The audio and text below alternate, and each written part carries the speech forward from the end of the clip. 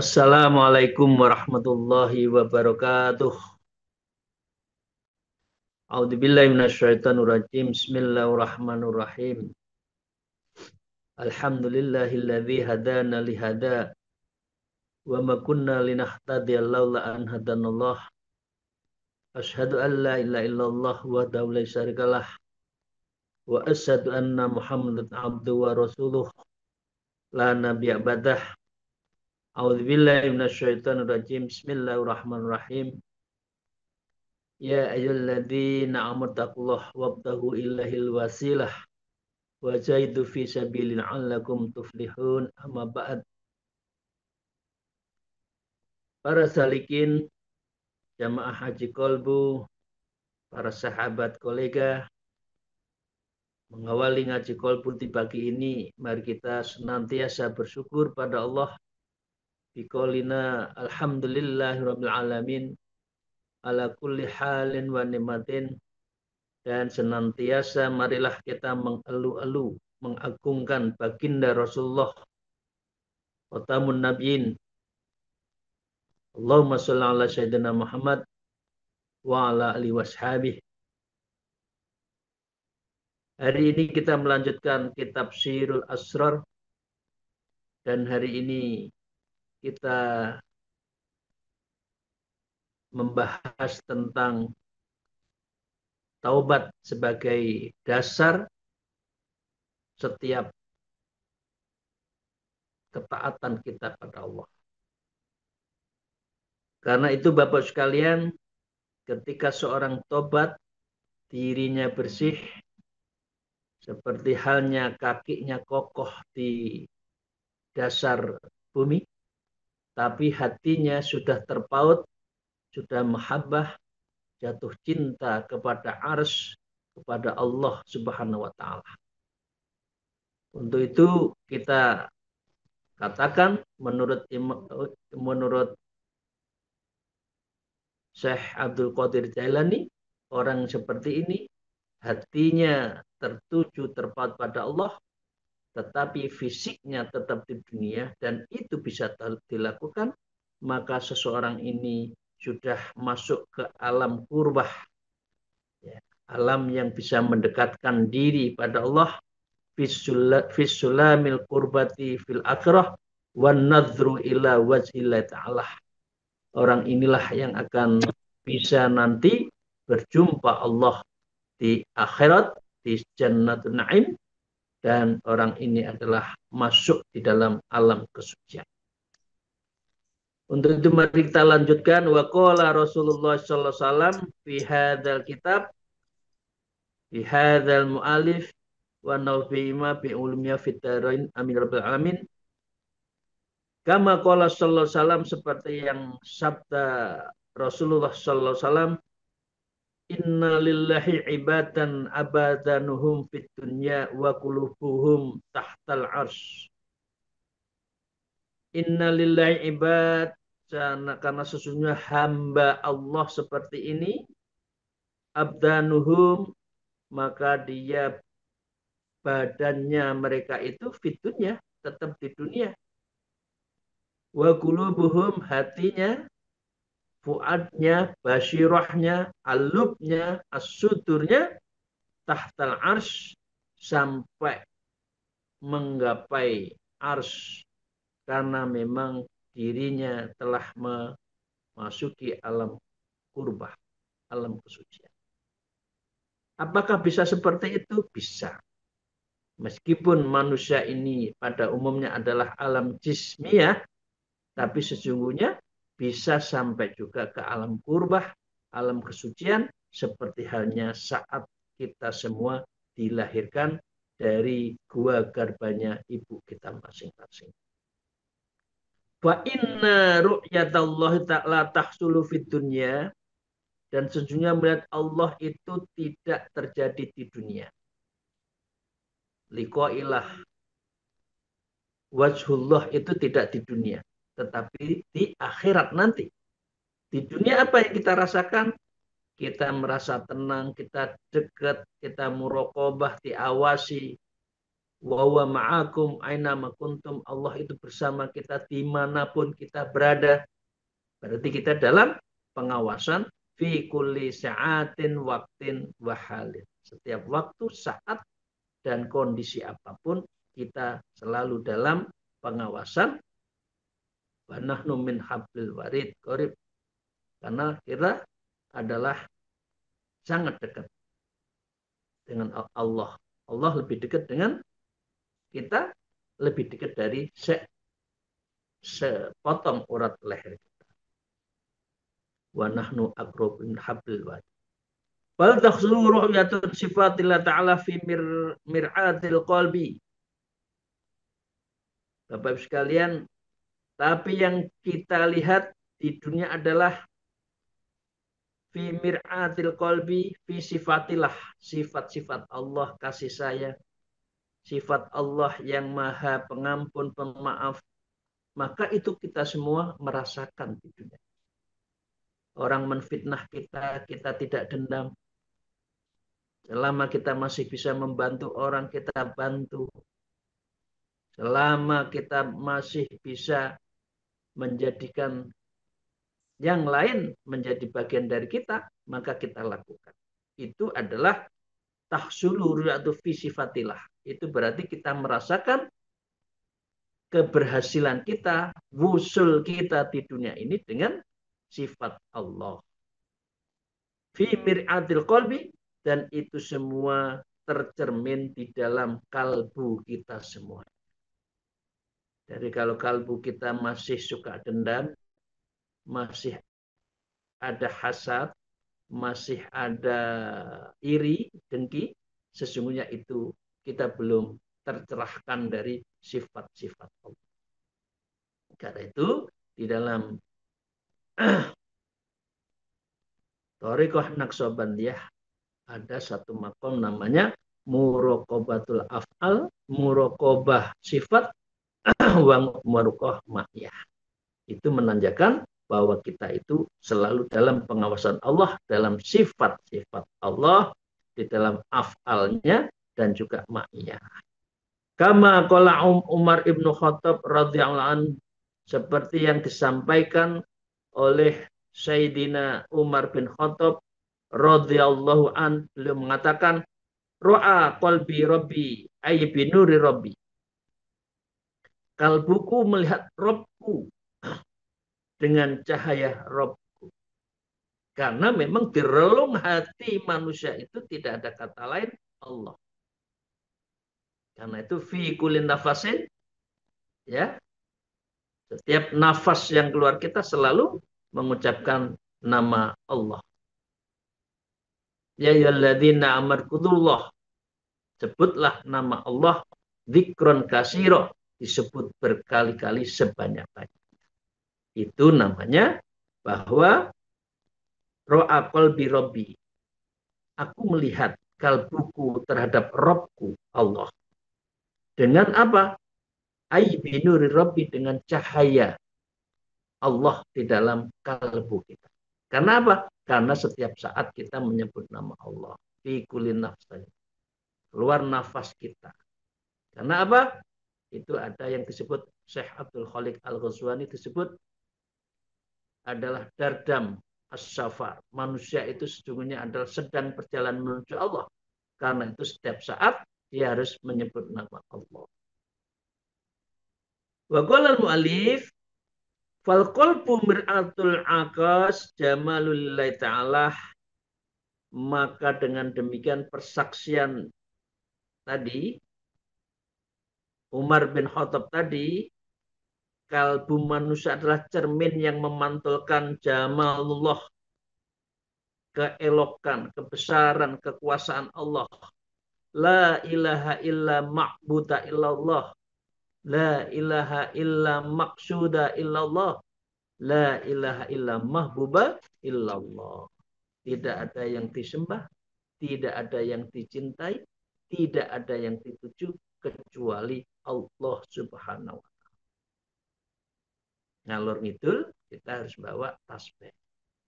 Syukur-syukur kita dalam keadaan memudawamkan wudhu. Maka dengan demikian itulah yang bisa nurul wajh, yang bisa memberikan cahaya, pantulan cahaya wajah kita. Karena apa? Nurul qalbi, karena cahaya di dalam diri kita.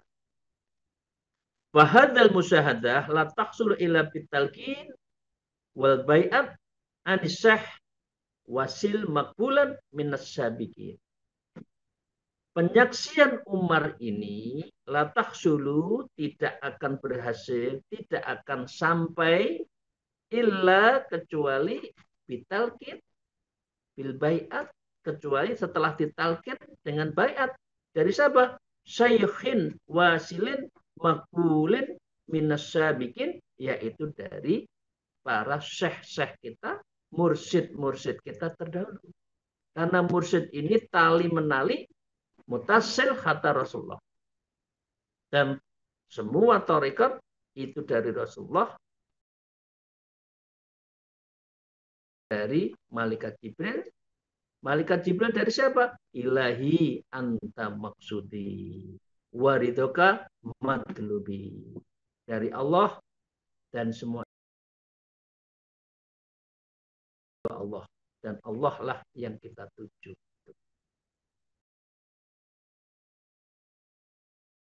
Semua proses menuju Allah, membersihkan jiwa, sebaiknya memang harus melalui guru.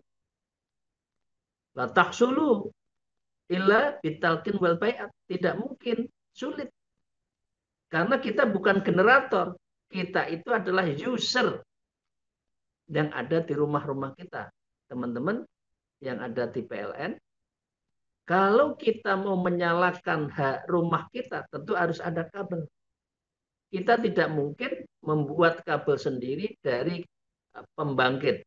Pasti kobong, pasti terbakar.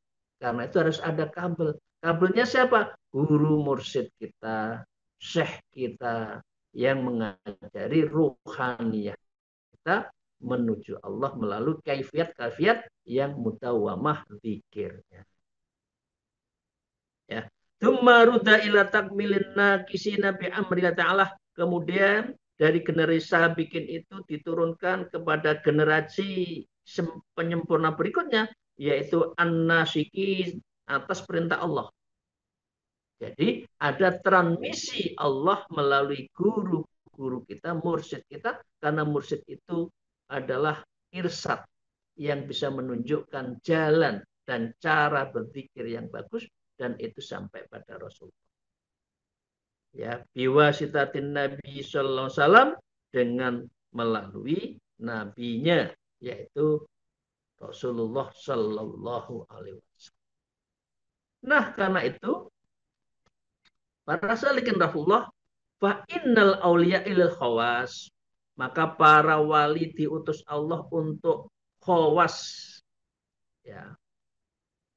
Mursaluna lil awam, tidak diutus untuk orang awam.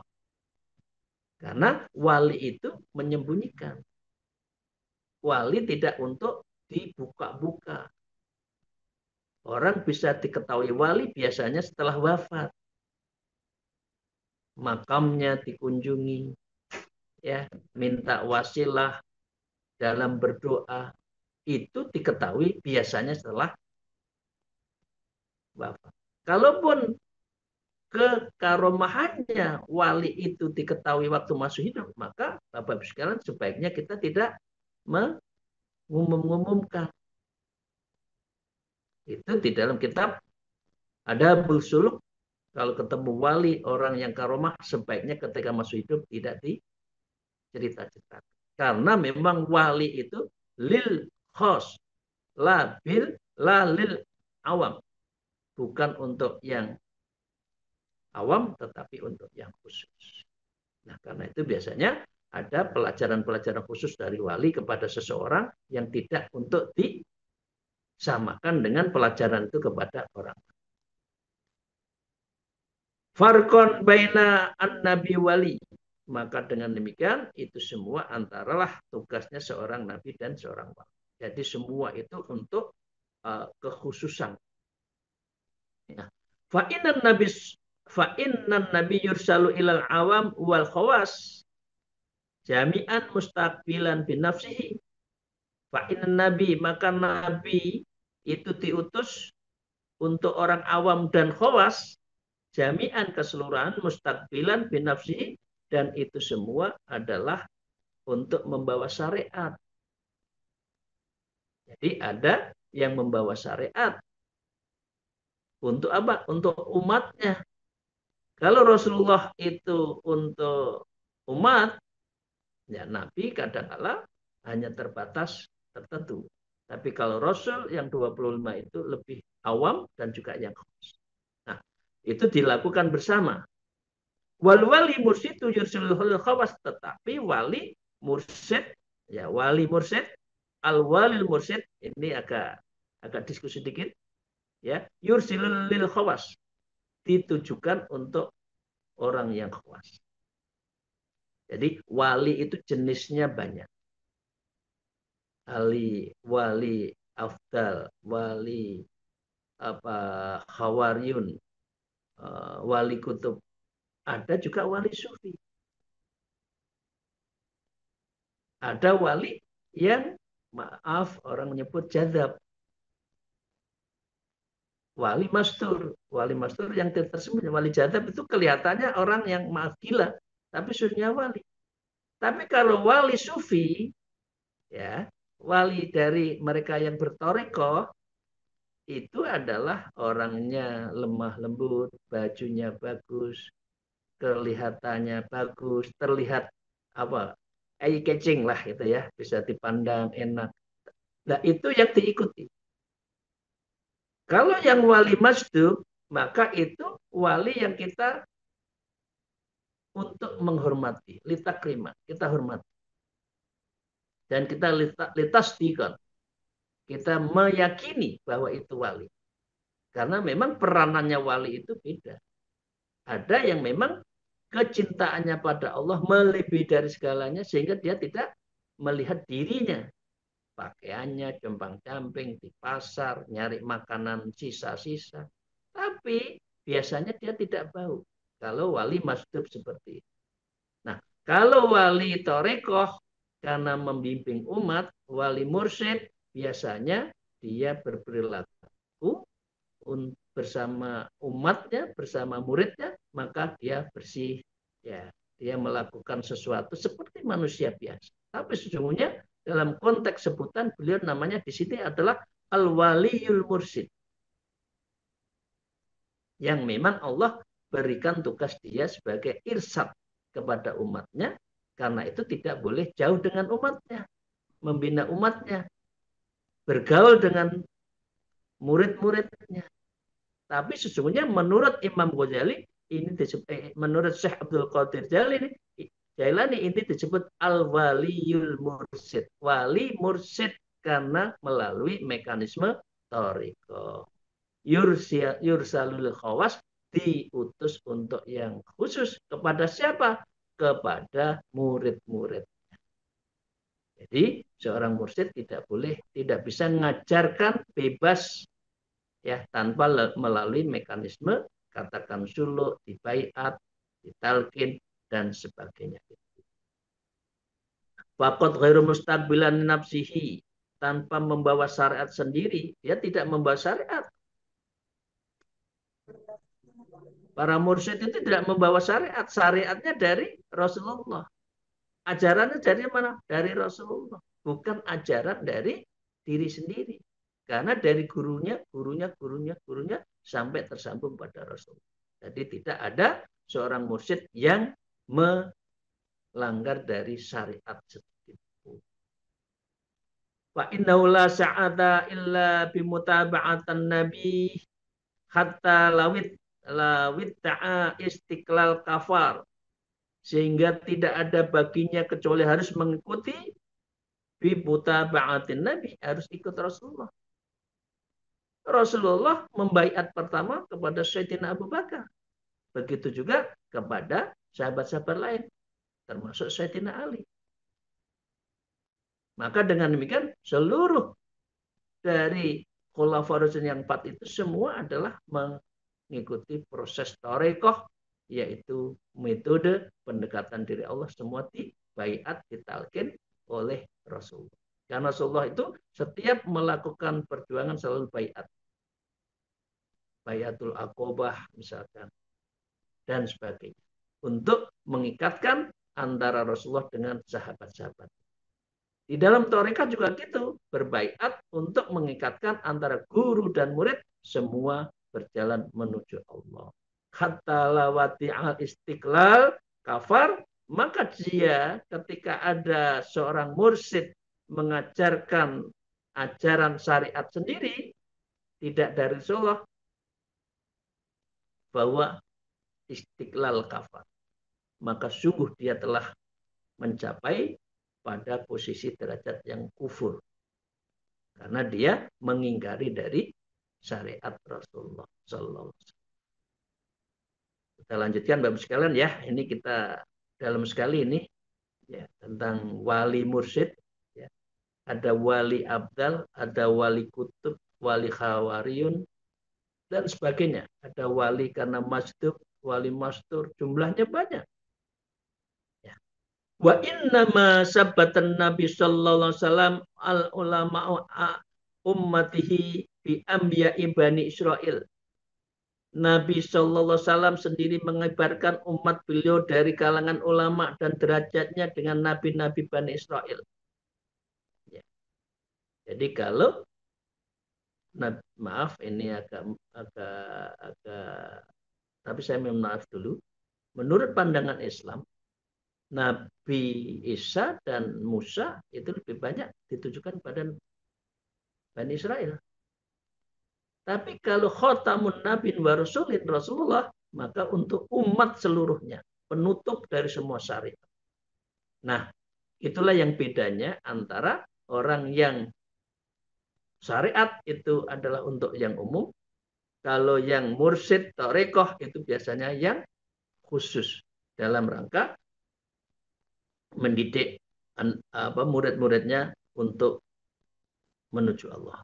Li'annahum kanu mutabi'ina li syari'atil mursali wa Musa alaihissalam, seperti halnya itu semua diisyarat dilakukan pensyariatan Rasul yaitu Musa alaihissalam. Walakin ulama'uhum kanu yujaddidunaha, sedangkan ulama memperbarui syariat dengan menguatkan hukum-hukum tanpa membuat yujadidu. Tidak ada yang memperbaharui. Dari kita itu tidak ada memperbaharui dari syariat Rasulullah. Karena agama kita itu sempurna. Al-yawma akmalakum dinakum wa atmamtum. Ya kan? Di surat Al-Ma'idah ayat 3. Allah telah mencukupkan. Allah telah mekamilkan, atmamkan, menyempurnakan semua. Jadi kita tidak boleh menambah dari syariat yang wa yu'aqiduna ahkamaha min ghairi ityani bisa'idil ukhra. Begitu juga ulama ya dari kalangan para wali, mereka diutus demi tidak untuk membuat syariat yang lain. Fakadha ulama Yahudal ummati min auliya, begitu juga ulama hadhil ummah, tidak umat sekarang, minal auliyai, daripada aulia, itu juga nggak boleh membuat syariat baru. Yursaluna lil khawas litasdihim li amri wan nahi. Begitu pula maka Bapak sekalian, perintahnya ada ulama untuk yang nahi mungkar saja, ya. Wastiqamul amali ala tadkidil ablagh, ya, dan juga untuk apa? Untuk menegakkan ibadah dengan metode yang lebih mendalam sekaligus membersihkan kalbu ahli dari kaum syariat, fatas fiatu ahli syariat. Nah, maksudnya begini Bapak sekalian. Ada ulama yang syariat, ada ulama yang tarikat. Kalau ulama yang syariat biasanya hukum. Ini boleh, ini tidak, haram. Kalau yang ahli ulamanya itu tarikat, maka tasfiyatu fi ahli syariat. Itu adalah untuk membeningkan hatinya pada kaum ahli syariat. Wahya fil qalbi maudi'il ma'rifat. Karena kalbu adalah tempatnya makrifat. Nah, apakah dengan demikian tidak boleh ulama syariat mengajarkan halal haram? Boleh dan itu harus. Tetapi yang bisa makrifat, yang bisa makrifatullah setelah makrifatun nafsi itu adalah ulama yang berkonsentrasi pada ulama tarekat. Karena memang makrifat itu adalah tempatnya di dalam pembersihan jiwa itu. Wahum yukhbiruna bi'ilmin Nabi sallallahu alaihi wasallam ka ashabis sufah.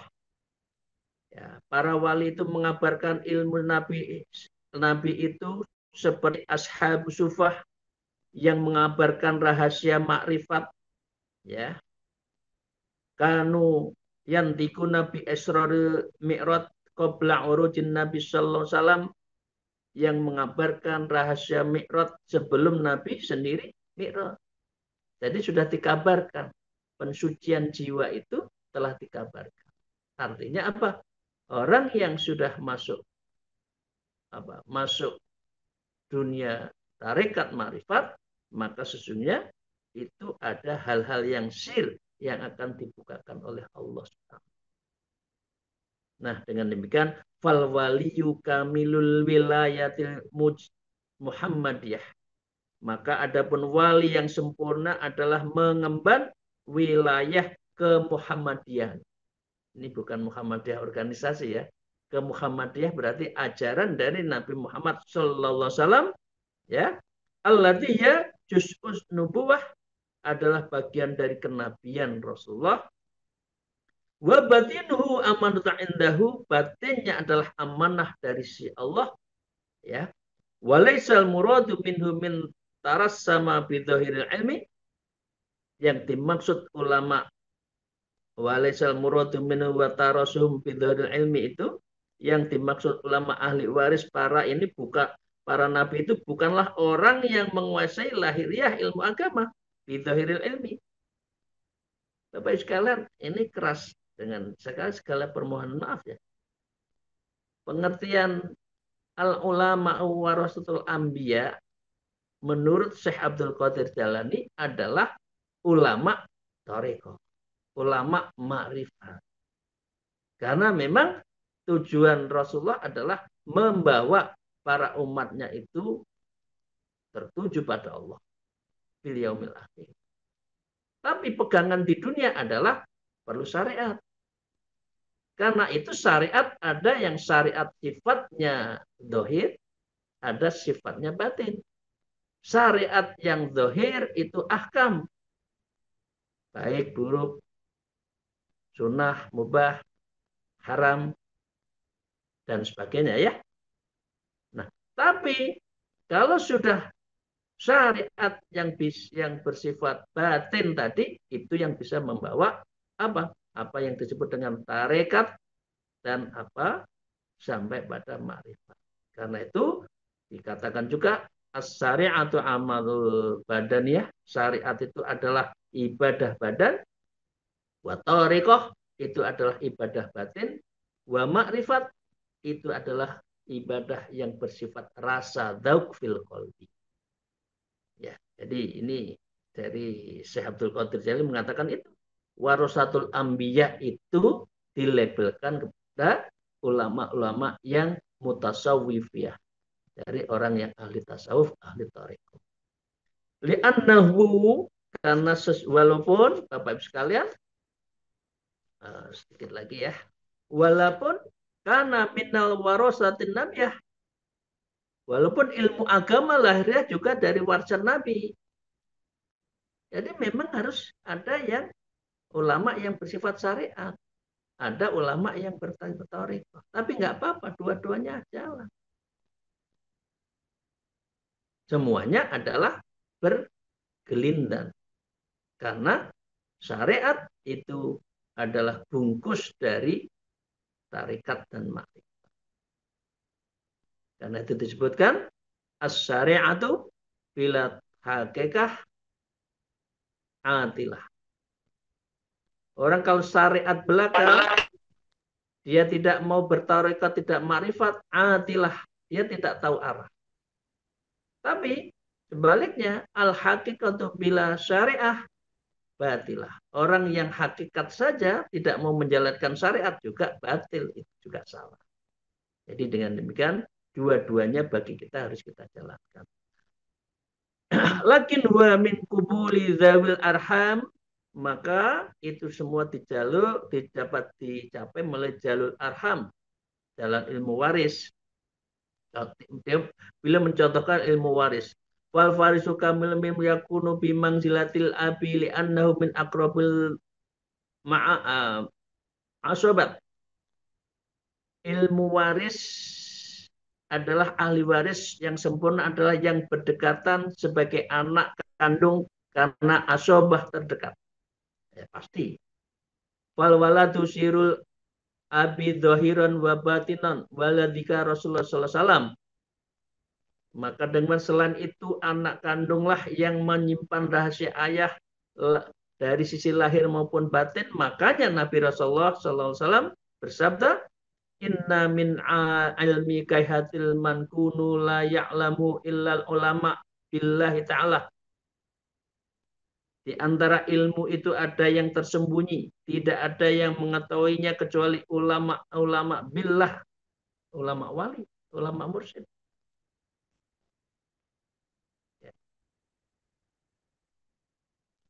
Wa idza nataku bihi lam yungkirhu. Jika ilmu itu mereka sampaikan tidak ada yang mengingkarinya, illa ahli ghirrah, kecuali orang-orang illa ghirratin, kecuali yang bodoh. Jadi dengan demikian ilmu substansi, ilmu batiniah itu adalah ilmu yang bersifat wajib. Hukumnya wajib karena itu adalah di dalam rangka mencerahkan diri. Dalam apa? Dalam membeningkan mata hati atau dalam tazkiyatun nafs, membersihkan jiwa. Para hadirin rahimakumullah, wa hadza wasirul ladzi studi'a fi qalbin Nabi sallallahu alaihi wasallam Lailatul Mi'raj. Inilah sir yang diletakkan di kalbu Nabi Muhammad sallallahu alaihi wasallam pada waktu Mi'raj, ya, fi abtanil butun, di batinnya yang paling terdalam, at-thalathinal alfan, yaitu 30.000 lapisan. Batin kita itu lapisannya apa? Dalam sebab banyak banget. Lam yaksuha ala ahadin minal amah. Nabi SAW tidak memberikan sir kepada orang awam. Ya, artinya dia ajarkan pada murid-murid khususnya. Kalau yang sir, kalau yang bersifat syariat untuk orang awam. Muqarrabina washabis sufah.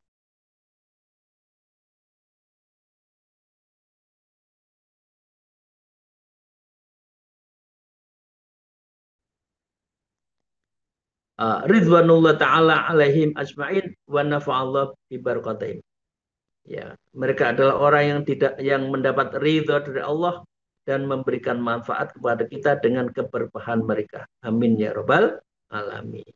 Wa birwadidzalika syiri, kepada ahlu sufah dan orang-orang khususnya itu ada namanya yang sir, diberikan yang sir tersebut, ya musyari'atul mutahharah, dan itu adalah syariat yang dapat ditegakkan pada hari kiamat nanti.